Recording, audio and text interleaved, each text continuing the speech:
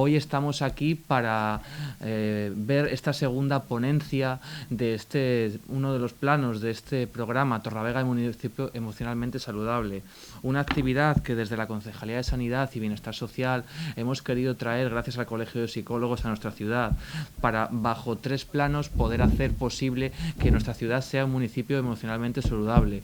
Uno de ellos sería las charlas que se están realizando en esta Casa de Cultura. El siguiente sería la atención psicológica que se está realizando de manera presencial de lunes a viernes en el Centro Cívico Lázaro Baruque de la Inmobiliaria. Y el tercero sería este pequeño díptico en el cual tenemos unas pequeñas píldoras para poder canalizar esas emociones negativas hacia la positividad, gracias a unas pequeñas explicaciones muy básicas que profesionales del sector de la psicología nos han traído. Hoy venimos a esta segunda charla en la cual Ignacio Morgado nos hablará de la emoción y la razón, el bienestar de una vida en positivo. ¿Qué mejor manera de canalizar el bienestar hacia la positividad? ¿Qué quiero decir con esto? Todos podemos tener emociones positivas o negativas, pero siempre podemos mirar las cosas de una manera distinta, de la manera positiva, para de este modo canalizar esas emociones que tenemos hacia la positividad, haciendo posible que todo lo negativo desaparezca. Por ello, yo animaría a todos aquellos y aquellas que hoy nos acompañáis a coger este díptico para que, en el caso de que vosotros quizá no tengamos ningún problema, pero sí que conozcamos a alguien. Por ello, no soy yo muy de religión, pero qué mejor manera que transmitir la palabra llevándonos este díptico y pudiendo transmitir a todos aquellos y aquellas que nosotros podamos conocer y consideremos que tengan algún problema, estas pequeñas píldoras para hacer de esta manera no solo que Torrelavega sea un municipio emocionalmente saludable, sino que Torrelavega, como capital de comarca, pueda capitanear esa positividad hacia los restos de municipios de nuestra comarca. Gracias.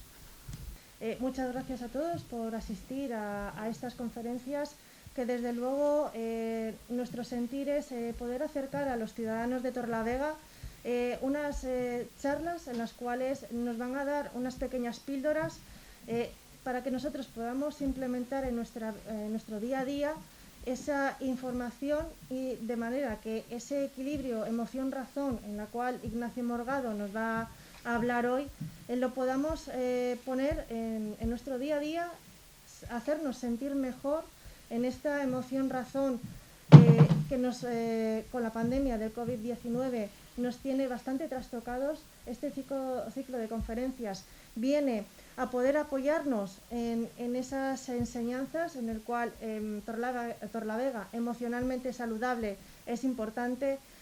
Queremos seguir trabajando en el mismo, tanto en la parte presencial, como bien han dicho, como en esta parte de conferencias, que es la segunda, que es importante indicar que traemos a ponentes, los cuales son unos grandes transmisores de la información, de la psicología sobre todo, y que es cierto que nos van a acompañar con este proyecto piloto, que está teniendo muy buena acogida y que esperemos que podamos continuar con él. Tendremos una tercera ponencia igualmente enfocada a esos sentimientos, y para seguir aprendiendo todos nosotros cómo vivir mucho mejor, y sobre todo en esta pandemia, que esperemos que le quede poco, podemos tratar esos pequeños trabajos e irnos poquito a poco saliendo de la pandemia, quitándonos la mascarilla, y también pues estar emocionalmente más saludables para todos. Sin más, le doy las gracias a Javier Lastra, el decano del Colegio de Psicología, que nos ha apoyado también en este proyecto, y que cuando llegue Ignacio Morgado pues nos dará un perfil un poquito más amplio de toda su carrera, que también ha sido catedrático en la Universidad de Barcelona, y nos dará unas pinceladas de ese trabajo que ya ha realizado, y también de la charla que nos va a dar hoy. Muchísimas gracias a todos. Presento hoy la segunda de las conferencias que, en el marco del programa que ya se ha aludido, Torrelavega, municipio emocionalmente saludable, organizadas entre el Ayuntamiento de Torrelavega y el Colegio Oficial de Psicología de Cantabria, estamos llevando a cabo. Como se ha dicho, e insisto, es un proyecto que tiene 3 pilares. Uno es el folleto, con un díptico y con un decálogo de buenos consejos psicológicos. Consejos que seguramente todos entendemos muy bien, pero no aplicamos tan bien. Y cuando los psicólogos decimos que muchas cosas son muy lógicas, pero no las hacemos, insistimos en que hay que hacerlas, no hay que pensarlas. Porque una cosa es el pensamiento y otra cosa es la actuación. Y eso lo sabemos muy bien los psicólogos. De la misma manera que las emociones condicionan nuestras acciones, si yo tengo un pensamiento negativo, puede condicionarme una situación negativa. Es decir, que tengo que entender que las emociones dirigen mucha parte de mi comportamiento. Yo quiero agradecer una y otra vez, como lo hice en su momento con el Ayuntamiento de Santander, lo hago ahora con el de Torrelavega y me encantaría hacerlo con todos y cada uno de los municipios de Cantabria o de España. Es que se preocupen por la salud emocional de los ciudadanos. Y me voy más cerca de la salud emocional, no la salud mental, que ahora mismo está mucho en boga, porque también hay que tratar la salud mental. Pero cuando yo entiendo la salud mental, la entiendo como un concepto casi clínico, casi en el que tenemos que estar psiquiatras, psicólogos, médicos, sanitarios. Cuando hablo de salud emocional, hablo también y sobre todo desde la perspectiva de la psicología y de un poco de una psicología muy general, muy básica, muy de apoyo, de asesoramiento. Y es lo que intentamos hacer. Lógicamente, este proyecto no intenta tratar un cuadro sanitario o clínico. Trata de ayudar a la ciudadanía a apoyarse, a tener una serie de estrategias que le ayuden un poco a salir de una situación en la que todos estamos un poco heridos. Y es lógico, y es normal, y es natural.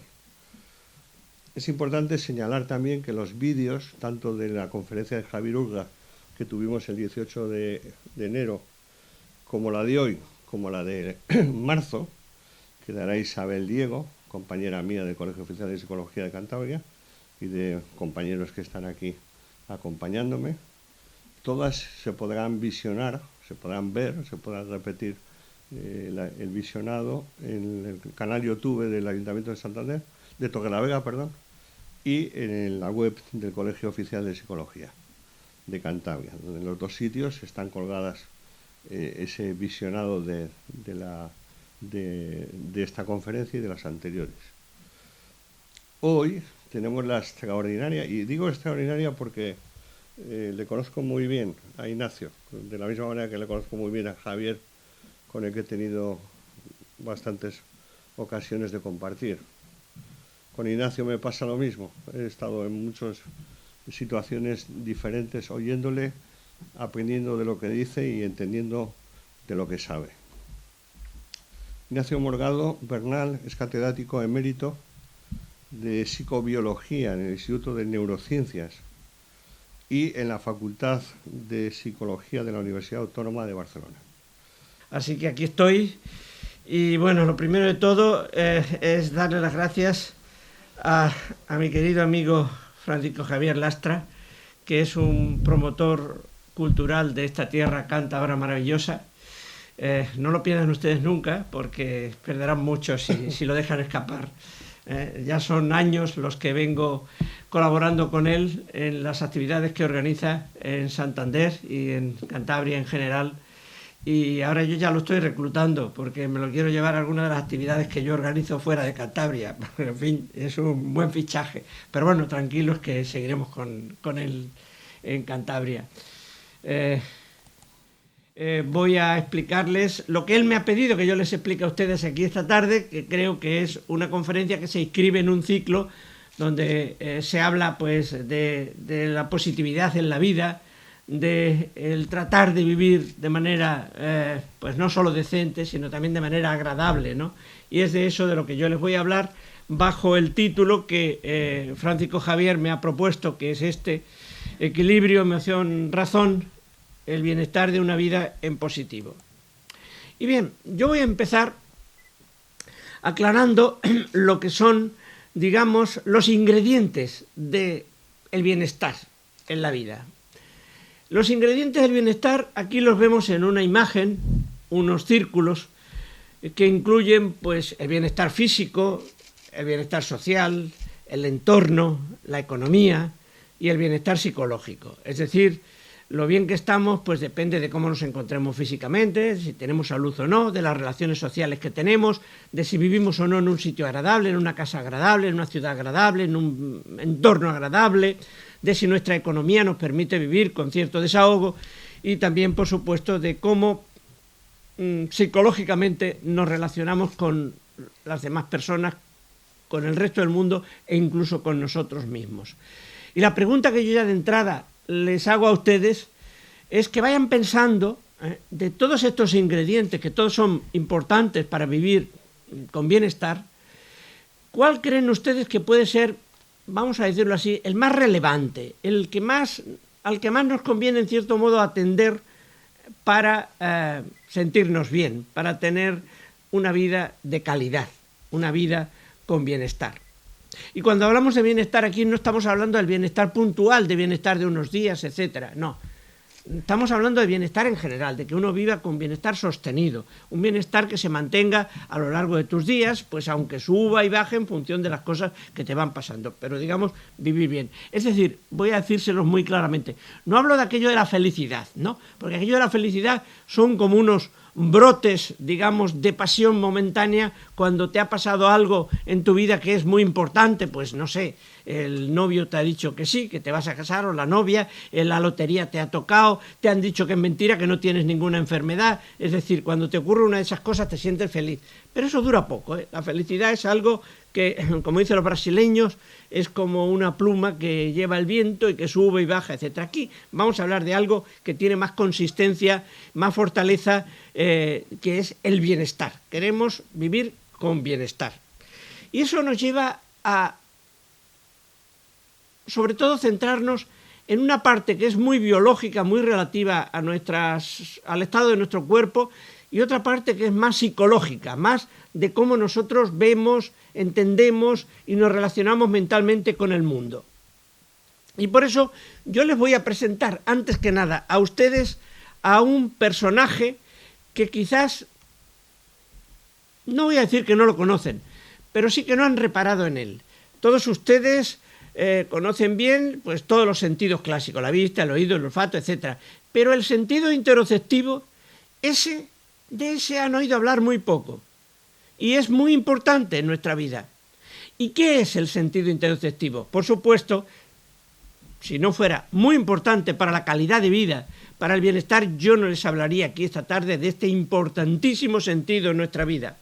El sentido interoceptivo es el sentido del estado físico del cuerpo. Es ese sentido que hace que cuando has hecho una gran carrera, mucho ejercicio físico, tu cuerpo lo sientes cansado. Es ese sentido que hace que cuando tienes fiebre te sientes muy mal, sientes tu cuerpo todo, digamos, pues eso, con un enorme malestar. O también, contrariamente, es el sentido que hace que te sientas tan bien cuando has dormido muy bien, después de una noche relajada, de haber dormido muy bien, después de una siesta, después de un descanso. Es decir, es ese sentido de cómo está tu cuerpo en cada momento. Y si quieren que les ponga otro ejemplo muy convincente, es el sentido de cómo te sientes al día siguiente de aquella cenita en la que te pasaste con el alcohol, ¿eh? Y está ahí la resaca, pues agudizando el estado fisiológico de tu cuerpo. Ese es el sentido interoceptivo. También lo tienen los animales. Fíjense ese oso que está ahí todo reposadito, probablemente porque ha descansado o porque acaba de comer o por lo que sea. Sentido interoceptivo. Pero este sentido, ¿de qué depende? Pues depende de cómo está nuestro cuerpo por dentro. Es un sentido que tiene mucho que ver con el interior de nuestro cuerpo. Cuando tenemos resaca es porque nuestro cuerpo por dentro está alterado. Cuando estamos muy cansados es porque nuestro cuerpo por dentro está funcionando de manera diferente a lo normal. Está alterado, no está bien.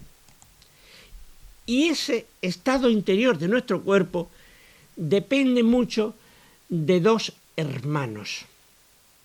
De dos hermanos. Vamos a decirlo así.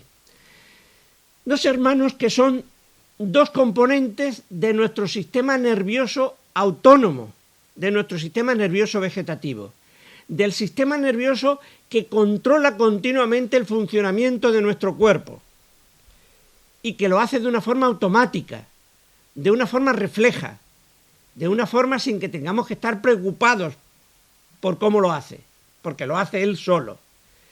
Y como pueden ver ustedes en la imagen, ese sistema nervioso consiste en toda una serie de neuronas que, saliendo de la médula espinal, se distribuyen por nuestro cuerpo, por nuestros órganos.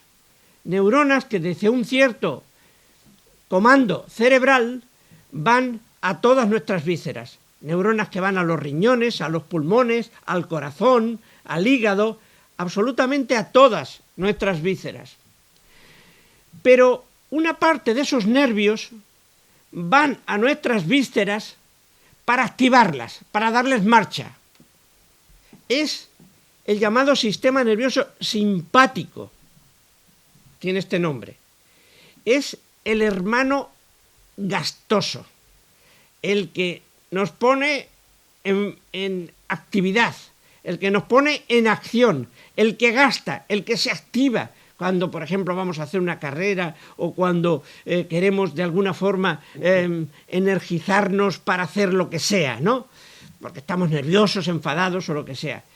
El otro hermano, que lo vemos aquí a la izquierda de la imagen, es el sistema nervioso parasimpático, es el hermano ahorrador.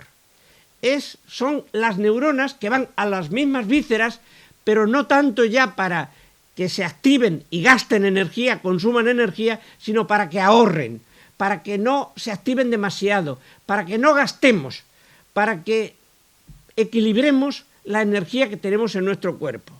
De tal forma que ese sistema nervioso vegetativo o autónomo que todos tenemos y que funciona automáticamente, tiene esos dos hermanos, el que intenta siempre movernos hacia el consumo, el gasto, la acción, la actividad, y el que dice alto, para, descansa, haz la digestión para recuperar energías, para recuperar fuerzas, para recuperar alimento, etc.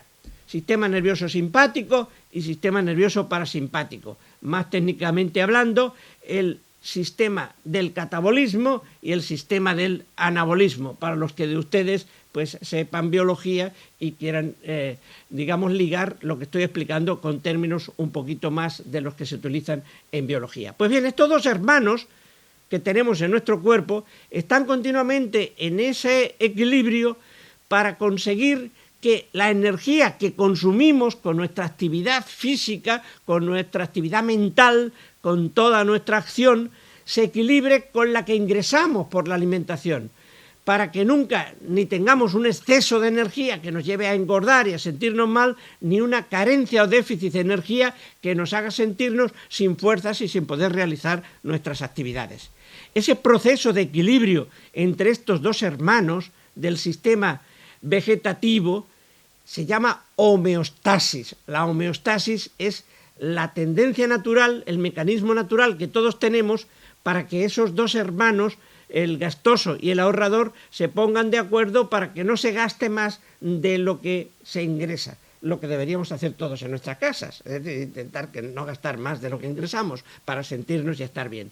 Pues bien, cuando ese sistema nervioso autónomo vegetativo se altera, es cuando el sistema interoceptivo nos indica con lo que sentimos, sea la resaca, sea el cansancio o sea el bienestar, que hay una alteración. Es decir, que nuestro sentido interoceptivo, el cómo sentimos nuestro cuerpo por dentro en cada momento, si nos sentimos bien o nos sentimos mal, va a depender mucho de esta parte de nuestro cerebro que consiste en neuronas que funcionan de manera automática y que están distribuidas por todo el interior de nuestro cuerpo. Pues bien, ahora les voy a decir que las emociones que todos podemos experimentar en nuestra vida, sean las que sean, son estados interoceptivos. Cuando tenemos una emoción, por ejemplo, la que tiene este señor que está enfadado, el equilibrio entre el hermano gastoso y el ahorrador no es un verdadero equilibrio, hay un desfase, y por eso les he puesto una fotografía en la que se ve, no tiene ninguna intencionalidad pornográfica, esta fotografía, solamente para que vean que lo que está alterado cuando una persona está emocionada es su interior, sus vísceras, sus órganos, es decir, el sistema interoceptivo del que acabamos de hablar.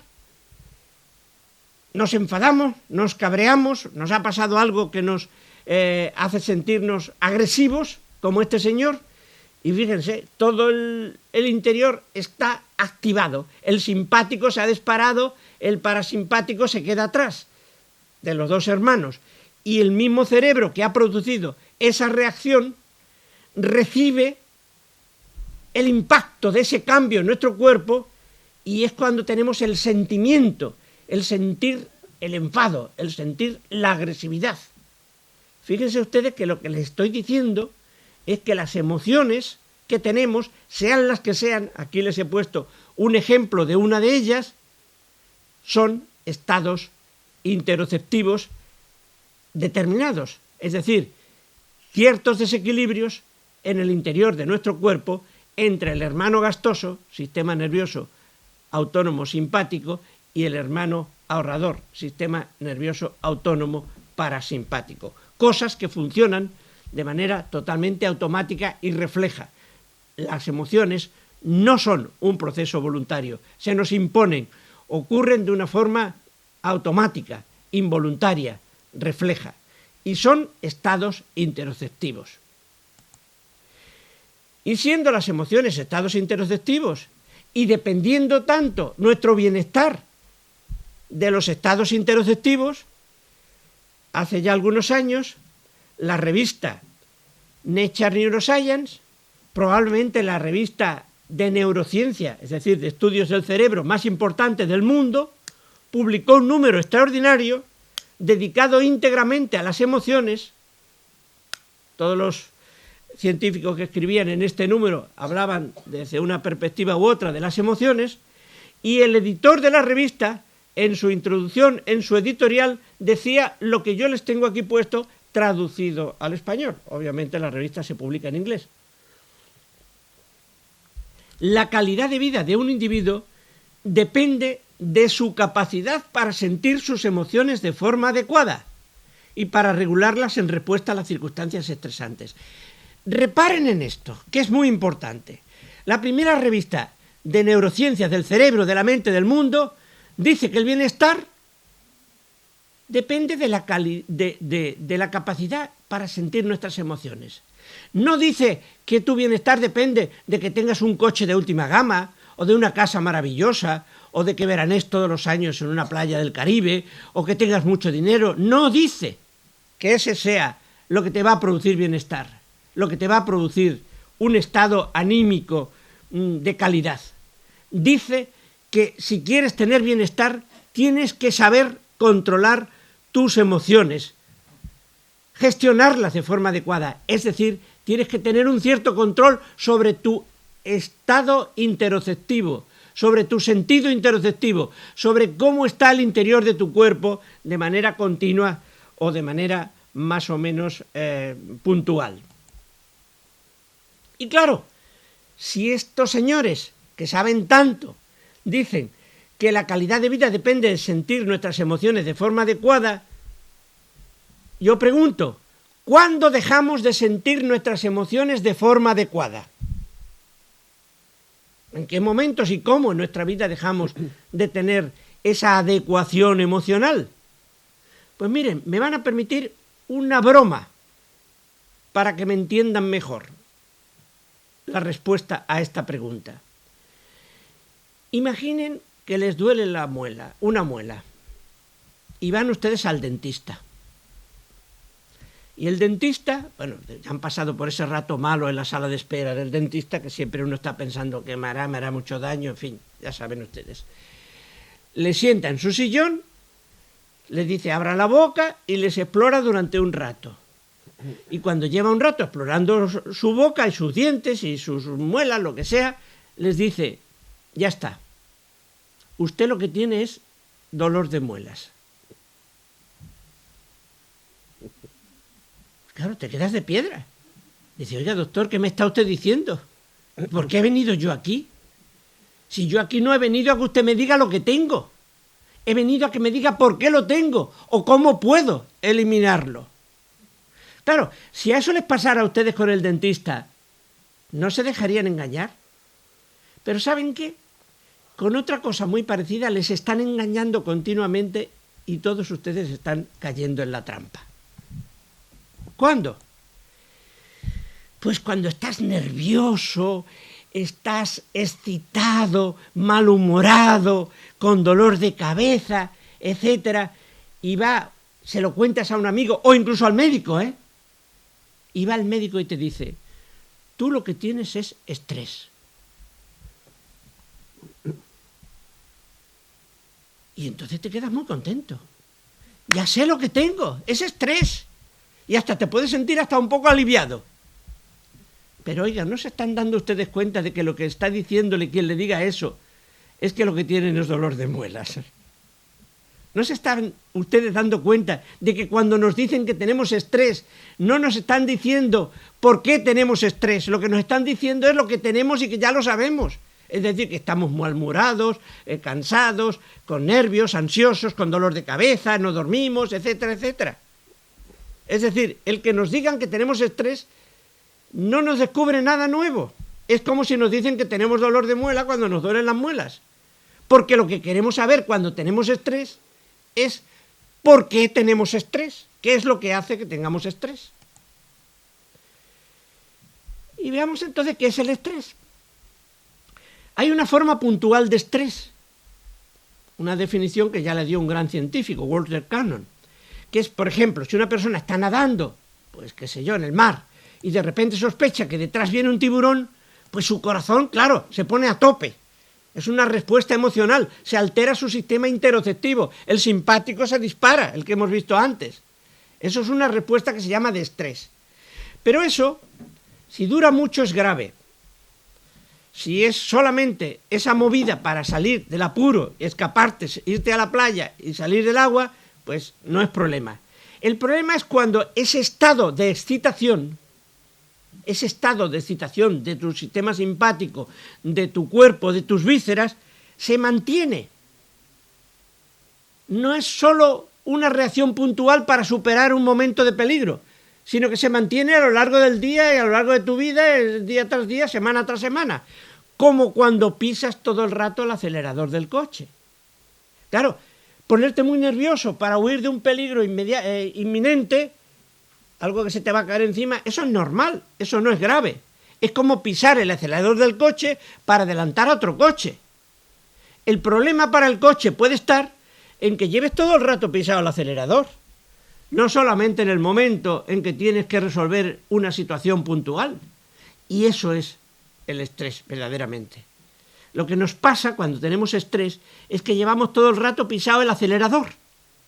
Y entonces lo que tenemos que intentar es descubrir por qué va el coche todo el rato acelerado. El coche, que en este caso es nuestro cuerpo, nuestro propio cuerpo.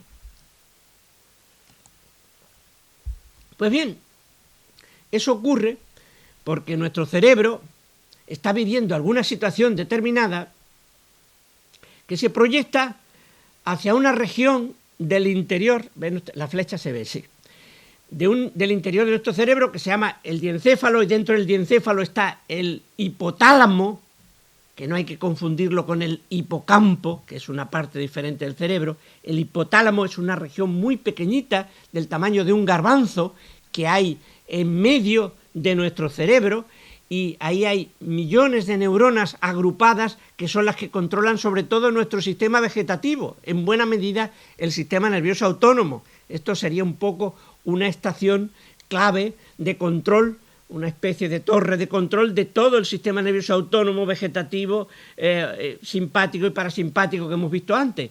Cuando nuestro cerebro percibe alguna situación complicada, como ahora intentaremos explicar, se activa esa zona del interior del cerebro.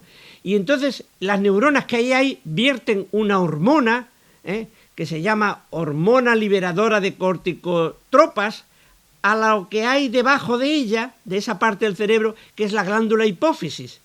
Y entonces la glándula hipófisis vierte a la sangre una hormona que es la que nos va a empezar a complicar la vida, ACTH, hormona adrenocórticotropa.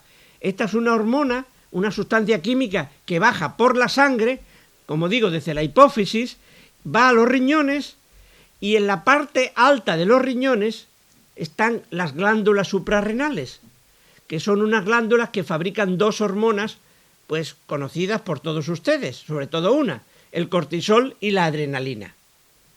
Claro, si estas hormonas, cortisol y adrenalina, que ahora veremos lo que hacen en nuestro cuerpo, se disparan en un momento para que salgamos de una situación de apuro, algo que se nos va a caer encima, un coche que viene a atropellarnos y tenemos que activarnos para salir de la carretera y que no nos pille, etcétera, pues no pasa nada. El problema es cuando estas hormonas están todo el rato liberándose a la sangre porque tenemos una situación de la que no somos capaces de salir. Entonces, estas dos hormonas, cortisol y adrenalina, van a ser muy importantes en relación con el estrés. En primer lugar, la adrenalina. Curiosamente, tiene casi más mala reputación la adrenalina que el cortisol, cuando resulta que el cortisol es el malo y la adrenalina es la buena. Pero la gente está obsesionada con que cuando tiene nerviosismo y estrés y todo eso, pues lo que le sobra es adrenalina. Y entonces cuando la gente, ay, me sobra la adrenalina este fin de semana, el domingo, me voy al campo, esta bonita tierra cántabra, busco un puente de esos maravillosos, me ato de una cuerda y me tiro del puente para liberar adrenalina. Se rompe la cuerda y liberan la adrenalina y todo lo demás. O sea, que no hay que liberar adrenalina, porque otra cosa que yo me pregunto es cómo la gente sabe que le sobra la adrenalina, si eso no se ve. Oiga, ¿usted se ha mirado alguna vez al espejo de su cuarto de baño desnudo a ver si se ve por ahí la adrenalina? Si es que la única forma de saber que hay adrenalina en tu cuerpo es hacerte un análisis de sangre. Pero bueno, nos han dicho que hay adrenalina, que esa es la mala de la película, pues no, vamos a ver. La adrenalina es una hormona que, como les estoy diciendo, la liberan a la sangre las glándulas suprarrenales cuando tenemos una situación de impacto emocional de cierto nivel. Y esta adrenalina, ahí les he puesto la fórmula química, se llega a ella a partir de un aminoácido, la tirosina que se convierte en dopa, la dopa en dopamina, la dopamina en noradrenalina y por fin la adrenalina, o sea que es una hormona que resulta de las transformaciones sucesivas de otras sustancias a base de unas enzimas que tenemos en el organismo, ¿no? Bueno, pues esta adrenalina actúa sobre las reservas hepáticas y musculares y aumenta la concentración de glucosa en sangre. La glucosa es el carburante, la energía, la gasolina que necesitan nuestras células, sobre todo las del cerebro, las neuronas, que son células muy gastosas. Y el almacén principal básico, el depósito de glucosa que tenemos todos para echar mano de él en cualquier momento, está en el hígado. En forma de una hormona que es una especie de rosario de glucosa de una molécula más grande que se llama glucógeno. Entonces la adrenalina se va al hígado, descompone el glucógeno y entonces suelta todas las moléculas de glucosa que tiene el glucógeno, van a la sangre y por la sangre van pues a los músculos y a todas las partes del cuerpo que en ese momento están necesitando que nos movamos, que nos activemos, que salgamos del peligro de la situación.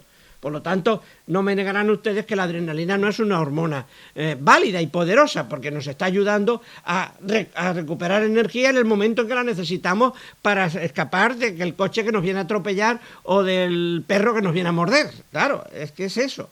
O sea que quiéranme un poquito más a esta hormona, que no es tan mala, de verdad. No la tengan tan denostada. Porque en realidad otra cosa que hace la adrenalina es activar indirectamente a través del nervio vago a nuestro cerebro para que recordemos las situaciones complicadas de nuestra vida y para que si volvemos otra vez a esas situaciones no tropecemos en la misma piedra. O sea que es una hormona muy dedicada también, muy importante para la memoria. Sin adrenalina no tendríamos memoria de las cosas que nos han pasado y que nos emocionaron, cosas buenas o cosas malas. Pero la hormona realmente llamada del estrés y la que puede hacer más daño a nuestro cuerpo es el cortisol. El cortisol. La adrenalina ni siquiera es capaz de llegar directamente al cerebro y activar las neuronas del cerebro, porque no atraviesa una cobertura que tienen las neuronas que se llama barrera hematoencefálica. Pero el cortisol sí, el cortisol atraviesa esa barrera y llega a las neuronas. Y el cortisol, bueno, hace muchísimas cosas. También libera energía en nuestro cuerpo, pero ya no a partir de el hígado, sino de otras partes del cuerpo que tienen también moléculas que se descomponen para dar lugar a, por ejemplo, las proteínas y las grasas, ¿no? Degrada las proteínas y las grasas que hay por nuestro cuerpo para cuando ya el hígado ha liberado todas sus reservas, pues hay que echar mano del depósito mayor, que ya está en las grasas y ya está en otras partes del cuerpo. Pero también hace cosas, el cortisol, como disminuye las hormonas sexuales, y entonces, pues bueno, se nos quitan las ganas, pues eso. Tiene una actividad antiinflamatoria, eso no está mal del todo, por eso muchas veces nos ponen corticoides para reducir ciertas inflamaciones, los corticoides son moléculas de este tipo. También tiene una actividad inmunosupresora, eso quiere decir que mucho cortisol nos expone más a agarrar a la COVID, agarrar las enfermedades porque estamos menos protegidos por nuestro sistema inmunológico, y también impide la memoria a altos niveles.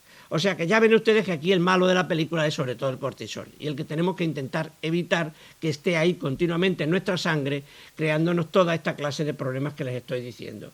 En general, el cortisol y la adrenalina combinados, este cóctel y tal, cuando tenemos mucha concentración de los dos en sangre, podemos tener tres grandes tipos de problemas. Uno, cardiovasculares. Puede aumentar nuestra tensión arterial, y eso ya saben ustedes que puede dar lugar a crisis o episodios de embolias y de ataques cerebrales, apoplejías, etcétera, ruptura de vasos en el cerebro, etcétera, etcétera. Otra cosa que se puede producir como consecuencia de estas hormonas, pues es lo que les decía hace un momento, las células inmunológicas, las que nos protegen de la infección, si penetra el virus de la COVID en nuestro cuerpo, pues están disminuidas también, y entonces tenemos menos defensa frente a cualquier tipo de infección que nos pueda poner en peligro. Y otra cosa que ocurre también es que el cortisol, sobre todo, hace que se mueran más células de las normales en nuestro cerebro. Como vemos aquí abajo, estos son dos fotografías de un mono, del cerebro de un mono en el hipocampo, la parte del cerebro que controla la memoria, de un mono normal y un mono que ha sido estresado en su jaula por una serie de procedimientos experimentales que han hecho los científicos precisamente para evaluar cómo cambian las neuronas y cómo se mueren más neuronas cuando estamos estresados, y si se mueren más neuronas pues podemos tener también problemas de memoria y otros tipos de problemas en nuestro cerebro. Estos son los grandes efectos negativos del estrés. Hay más, pero digamos que estos son los más importantes. Y ahora ya vamos a lo que realmente nos preocupa, a lo que le diríamos al dentista: oiga, dígame, doctor, ¿por qué tengo dolor de muelas? La consulta no es barata. Pues bien, causas del estrés. ¿Por qué tenemos estrés? Eso es lo verdaderamente importante. Porque tenemos un tipo de activación de nuestro sistema interoceptivo que compromete nuestro bienestar, nuestra calidad de vida, y nos hace vivir una vida más en negativo que en positivo. Pues bien, hay dos causas que no las podemos evitar porque no están en nuestras manos, y no quiero dejar de decirlas. La primera es la pobreza. La gente pobre tiene un estrés del que no le vamos a dar ninguna otra receta que no sea la de salir de la pobreza. Y desgraciadamente eso no está como nos gustaría en las manos de todos nosotros, porque no nos gusta la pobreza, porque no la queremos para nadie, ni para nosotros ni para nadie. Y otra cosa que es una causa de estrés que tampoco podemos evitar es la persona que tiene una enfermedad y un dolor crónico, que no hay manera de quitárselo de encima. Eso también produce mucho estrés, mucha liberación de adrenalina y cortisol. Ahora ustedes ya saben qué es el estrés. Ahora ya saben que el estrés es causado por esas cosas que les vengo explicando. Pero normalmente cuando nosotros en la vida cotidiana decimos que tenemos estrés, no solemos decirlo porque tenemos dolor o porque somos pobres, porque si es esa la causa, lo damos ya por un hecho que no podemos modificar y no nos preocupa. El problema es que nosotros normalmente decimos que tenemos estrés por cosas como: a ver, tengo estrés porque es que tengo muchísimo trabajo, o tengo estrés porque los embotellamientos de tráfico, es que eso produce un estrés tremendo. Y yo pregunto, ¿tenemos estrés porque tenemos mucho trabajo? ¿Tenemos estrés porque hay mucho tráfico? Vamos a ver. ¿Es el exceso de trabajo lo que produce estrés? Para hacer la pregunta de forma más precisa. Si tú tienes mucho trabajo, pero lo consigues hacer, y además te sale bien, lo acabas bien y tal, ¿tú tienes estrés? Ninguno. Estás contentísimo de haber hecho todo tu trabajo y además te ha salido bien. O sea que el exceso de trabajo por sí mismo no es la causa del estrés.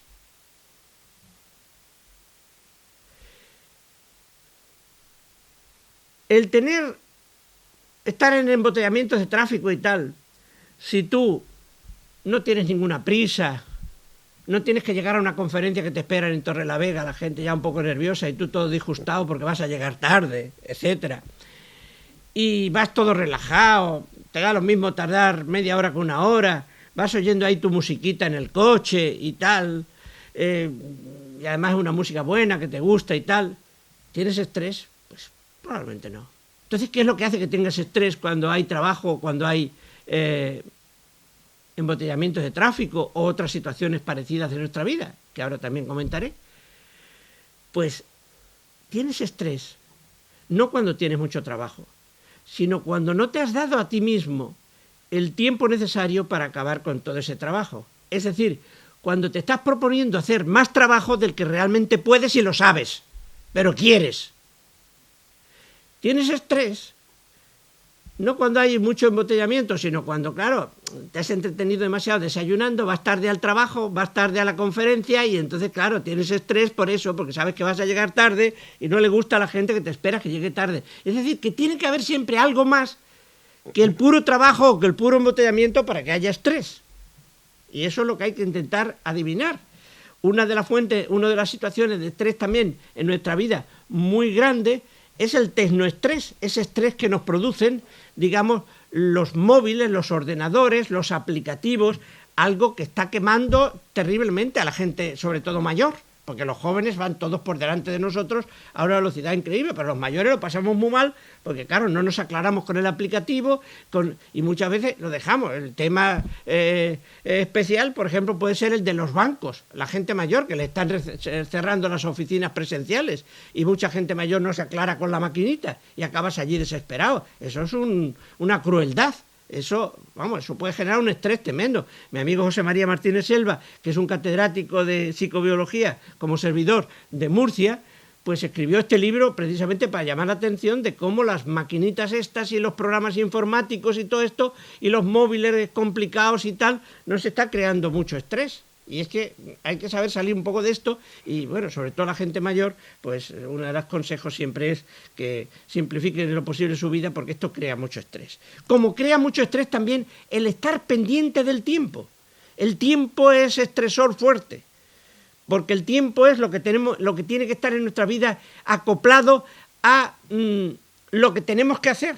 Si tenemos mucho que hacer, el tiempo tiene que ser mayor. No puede ser que queramos hacer mucho en muy poco tiempo, porque esos son los problemas. Y el tiempo es brutal, el tiempo que no es lo mismo, el tiempo que tú sientes en tu mente que el tiempo real que marcan los relojes, porque es tiempo mental frente a tiempo, digamos, real, pues es muy importante que esos tiempos funcionen acopladamente también, que no haya mucha diferencia entre lo que tú sientes que ha pasado de tiempo y lo que realmente ha pasado, porque cuando estás muy descolocado es porque te está pasando algo grave. Por ejemplo, cuando llevamos un peso encima, si tú has llevado un peso encima durante 5 minutos, cuando llegas a tu destino dices, es que es como si está una hora con esto encima, los 5 minutos te parecen una hora, ¿no? O cuando esperas el autobús con prisas, 5 minutos te parecen media hora. Pero si no tienes prisa, eso cambia. O sea que la percepción del tiempo es muy importante. Podríamos poner muchos más ejemplos de todas estas cosas de nuestra vida que están influyendo en nuestro bienestar, que nos están haciendo vivir también la vida en negativo, no en positivo, por no tener un buen acoplamiento. Pero entonces la pregunta es, para intentar salir de este pozo de problemas que crea el estrés, por ser un estado interoceptivo desagradable, la pregunta es, a ver, todas esas cosas que decimos que nos producen estrés, ¿qué tienen en común? Debe de haber un secreto, algo que tienen todas ellas que son la verdadera causa del estrés, la verdadera causa de que me sienta mal. Pues bien, la verdadera causa en la mayoría de esas situaciones, exceptuemos, por favor, como dije antes, la pobreza o el dolor crónico, pero en las demás situaciones la causa suele ser un conflicto o un desequilibrio entre emoción y razón. Os lo voy a decir de una forma más prosaica para que ustedes me entiendan.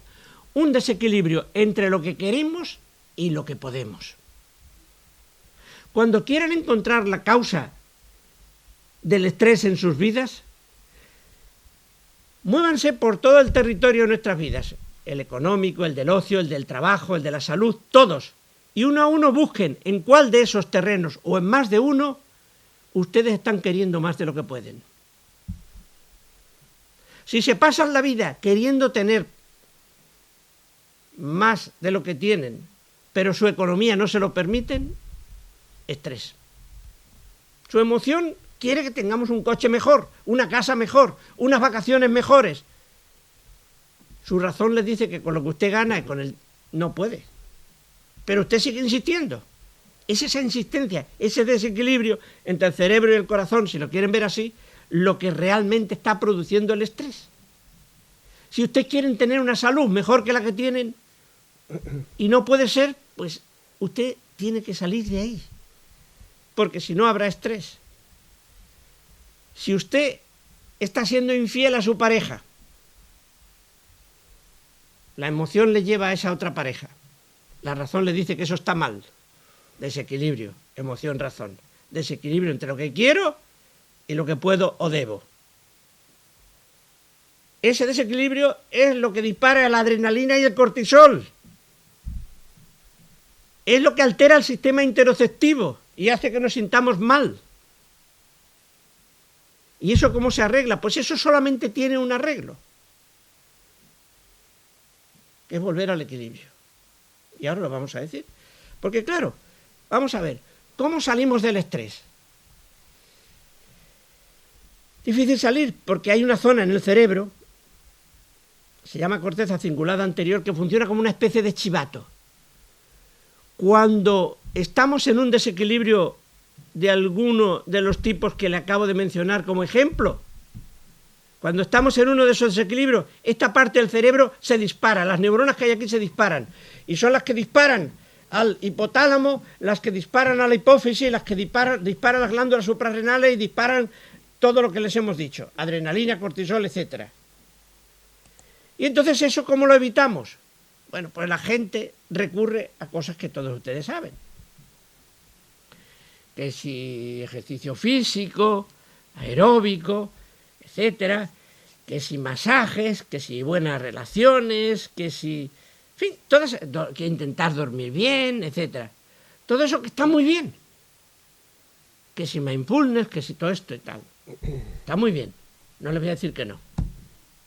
Entre otras cosas porque los científicos sabemos que muchas de esas cosas, que bien viene un masajito, ¿no?, pues activan el parasimpático, que es el hermano bueno de los dos que hemos estado comentando, y hacen que se reequilibren las energías y que nos sintamos mejores. Se compensa con este tipo de actividades la activación del simpático, que es la que hace que nos sintamos mal por exceso de activación, por exceso de adrenalina, exceso de cortisol, etcétera, ¿no? Y además, muchas de estas actividades sociales, con amigos, ir a jugar la partida, ejercicio físico, gimnasio, masajes, carrera, etcétera, todo esto activa también la dopamina, que es una sustancia de nuestro cerebro que es la que crea motivación, ganas de vivir, estimulación, digamos, de lo que son las motivaciones que nos llevan a buscar lo que nos gusta y lo que nos conviene. No es la hormona o la sustancia del placer, es la sustancia que nos motiva a buscar el placer, a hacer lo que haga falta para buscarlo. Eso que tienen los jóvenes continuamente, un deseo muy grande de ir a donde se encuentran bien, por eso estaban deseando de salir de la COVID, ir a las discotecas y a todo esto nocturno, pero que los mayores ya, al perder dopamina, ya pierden esta motivación y ya no tienen ganas de salir. Venga, papá, mamá, que vamos a ir esta noche a cenar a un restaurante. No, hijo, no, yo no tengo ganas, de verdad, y vosotros. No tienen motivación, hay poca dopamina en su cerebro. Pero entonces los hijos, esos que son buenos hijos, convencen a sus padres mayores de que vayan, con las mejores tretas que tengan. Sus padres van y se lo pasan de miedo. y no querían ir. Y vuelven a casa contentos, lo cual demuestra que esos mayores no habían perdido la capacidad de experienciar placer. Lo que estaban perdiendo es esas sustancias cerebrales que nos motivan a buscarlo, que nos crean ganas de buscar lo que nos gusta. Te vuelves perezoso, te vuelves sedentario. Y este tipo de actividades, pues todas ellas mejoran, como digo, activan el sistema parasimpático, el hermano ahorrador, y incrementan también la dopamina, y por eso vienen muy bien las relaciones sociales que hacen que nuestro cerebro genere dopamina y que te sientas más motivado para hacer cosas, para salir y para sentirte mejor. Pero, ojo, esto no deja de ser en buena medida tratamiento sintomático, como tomarse una aspirina cuando tienes un dolor. Y a donde hay que ir siempre es a buscar el origen de ese dolor, el origen de ese estrés. Y si quieres realmente salir de él, tienes que restaurar el equilibrio emoción-razón. Tienes que descubrir esa parte de tu vida donde quieres más de lo que puedes, y una de dos: o tienes que querer menos o tienes que poder más.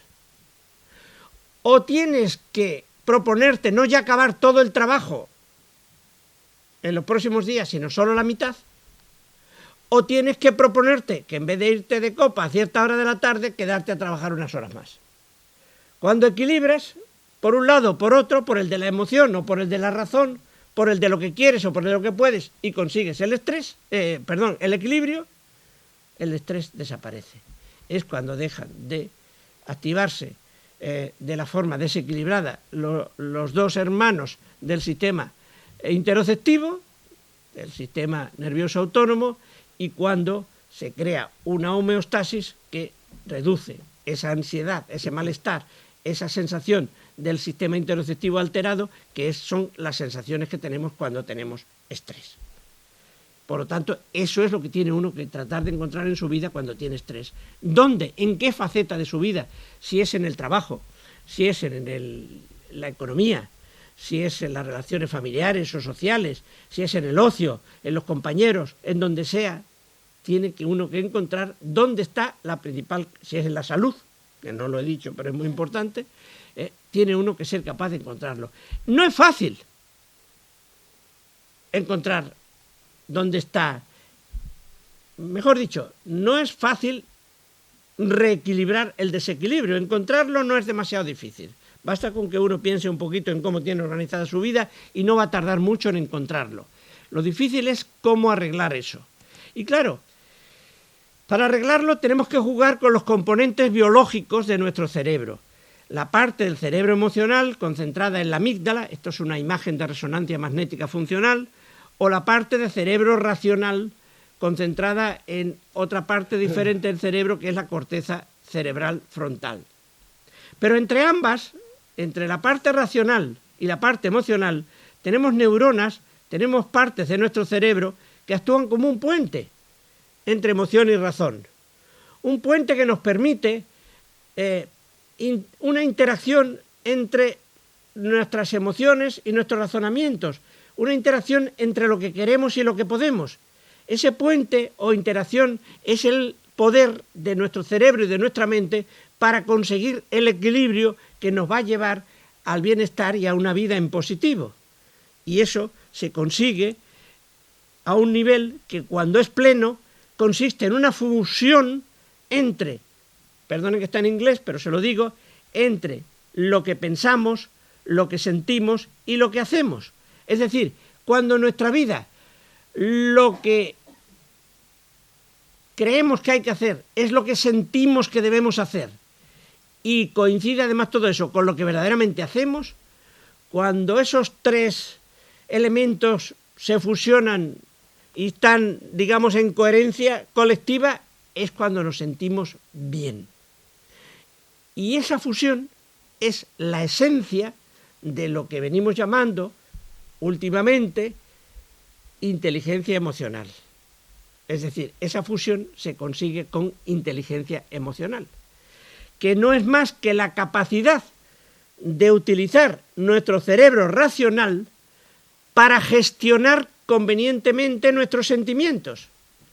Es decir, para ser capaz de convertir nuestros sentimientos negativos en positivos, para ser capaz de pasar de una vida en negativo a una vida en positivo, de una vida sin bienestar a una vida con bienestar.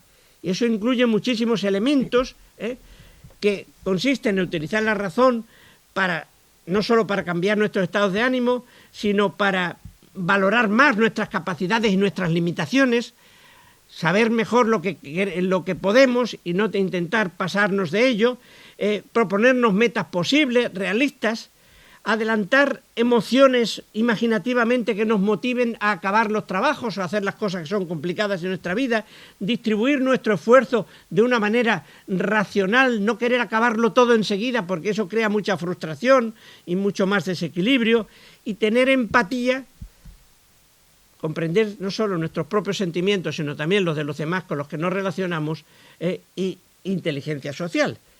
¿Y qué es la inteligencia social?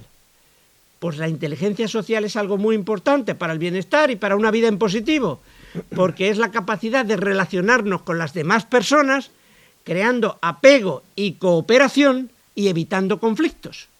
Una persona que tiene inteligencia emocional, que se conoce muy bien a sí misma emocionalmente, es capaz de transmitir ese conocimiento o utilizar también el conocimiento que ella misma tenga sobre los sentimientos de los demás para crear ese espíritu de colectividad, de buen hacer, de entendimiento entre las diferentes personas de un grupo social, humano, sea la familia, sea los compañeros de trabajo, sea los amigos en el ocio, etcétera, porque es esa inteligencia social un componente muy importante para reducir de muchas maneras el estrés y crearnos realmente una vida en positivo como la que pretende este ciclo de conferencias, ¿no? Y bueno, esto que estoy yo aquí diciendo, pues ni lo he inventado yo, ni lo ha inventado el señor Daniel Goleman, que eso la gente lee los libros de Goleman como si fuera la panacea, como si la gente cree que este señor inventó la inteligencia emocional, y no, señor. La inteligencia emocional, el verdadero padre de la inteligencia emocional, es el emperador romano Marco Aurelio. El que sale en esa película, que recordarán ustedes, Gladiator, ¿la recuerdan? Al principio un emperador bueno que no quiere guerras, que quiere que el imperio lo herede una persona amiga de la paz, no de las guerras, y su hijo Cómodo precisamente no era esa persona, en fin, todo eso que lleva la película por delante. Pues ese emperador romano es el que escribió Meditaciones, una joya que es probablemente, no creo que haya ningún otro, el primer libro escrito en la historia sobre inteligencia emocional. El primer libro que explica cómo utilizar secretos para utilizar la razón y cambiar con ese uso nuestros sentimientos para hacerlos más positivos y hacernos sentir mejor. Y esta frase, que es propia del emperador romano Marco Aurelio y que yo les he puesto aquí, es la que yo siempre digo que es la mejor síntesis que se ha hecho del concepto de inteligencia emocional. Esta frase, la vida de un hombre es lo que sus pensamientos hacen de ella, es exactamente lo mismo que decía, hace un rato se lo expliqué, la revista inglesa Nature Neuroscience cuando decía que la salud depende de nuestro control emocional. Es exactamente lo mismo, con una diferencia muy grande, que Nature Neuroscience lo ha dicho ahora modernamente y Marco Aurelio lo dijo hace más de 2000 años. La esencia está en la frase de más abajo. Si estás angustiado por algo externo, por ejemplo, pues te han despedido del trabajo, el malestar que tienes no es debido a la cosa misma, a que te hayan despedido del trabajo, sino a cómo tú valoras ese despido. Si para ti ese despido es algo muy importante en tu vida, te vas a sentir muy mal. Pero si tú eres capaz de darle la vuelta a tus pensamientos y sentir que ese trabajo no te convenía y que gracias a ese despido vas a encontrar otro mejor y que ahí puede mejorar tu vida mucho porque era un trabajo en el que ganabas mucho dinero pero que te estaba creando un estrés enorme y te estaba dañando tu salud, si eres capaz de darle la vuelta a eso, tienes inteligencia emocional y aprendes a vivir mejor con una vida en positivo. Así que Marco Aurelio es un referente tan grande que yo siempre digo, todas las facultades de psicología, no digo ya los colegios, pero por lo menos las facultades deberían de, con martillo y cincel, poner en el frontispicio de la facultad esta frase: la vida de un hombre es lo que sus pensamientos hacen de ella. Porque esta frase expresa el poder, el verdadero poder, el más grande poder de nuestro cerebro y de nuestra mente para cambiar nuestras vidas cambiando nuestros sentimientos con el uso de la razón. Esto es lo que dice esta sencilla y escueta frase, que también la podemos llevar a lo que explica el autor español más leído universalmente después de Miguel de Cervantes, que es el jesuita Baltasar Gracián. Baltasar Gracián tiene una obra, El arte de la prudencia, que es un verdadero compendio también de inteligencia emocional, traducido a todas las lenguas que se puedan ustedes imaginar. Todo eso que ven ahí no son libros diferentes, es el mismo todo, El arte de la prudencia, de un español, Baltasar Gracián, que se lee en todo el mundo, en versiones y traducciones diferentes, para aprender sobre la inteligencia emocional, para mejorar nuestra inteligencia emocional. En Estados Unidos se lee muchísimo a Baltasar Gracián. Yo cuando he estado allí he visto impresiones de las obras de Baltasar Gracián que se leen muchísimo. Aquí en España no leemos a Baltasar Gracián, leemos a Daniel Goleman. ¿Les parece a ustedes? Tenemos una joya barata, El arte de la prudencia, que lo podemos encontrar en cualquier lugar y resulta que no la conocemos. Pues bien, lean El arte de la prudencia y volvamos al principio otra vez. Después de todo lo que les he dicho, de todos estos ingredientes del bienestar, ¿cuál les parece que es? Todos son importantes. No me van ustedes a sacar que si uno no tiene una buena economía puede estar también muy bien. No es verdad. La economía tiene que ser suficiente para que uno tenga bienestar. Pero de todos estos ingredientes, la salud, las relaciones sociales, el entorno económico y el psicológico, ¿cuál es el que está más en nuestras manos para mejorar nuestra vida, para conseguir tener bienestar y una vida en positivo? Yo espero que ustedes hayan deducido de mi presentación de esta tarde que el componente más poderoso de nuestra mente para cambiar nuestras vidas es el psicológico. Y si quieren saber algo más de todo esto, pues miren, si no quieren leer a Gracián, que es el primero que les recomiendo, pues léanme también un poquito a mí, con algunos de estos libros que yo tengo por ahí publicados, que son muy fáciles de conseguir y la verdad es que no son nada caros. Muchísimas gracias a todos ustedes y a mi anfitrión.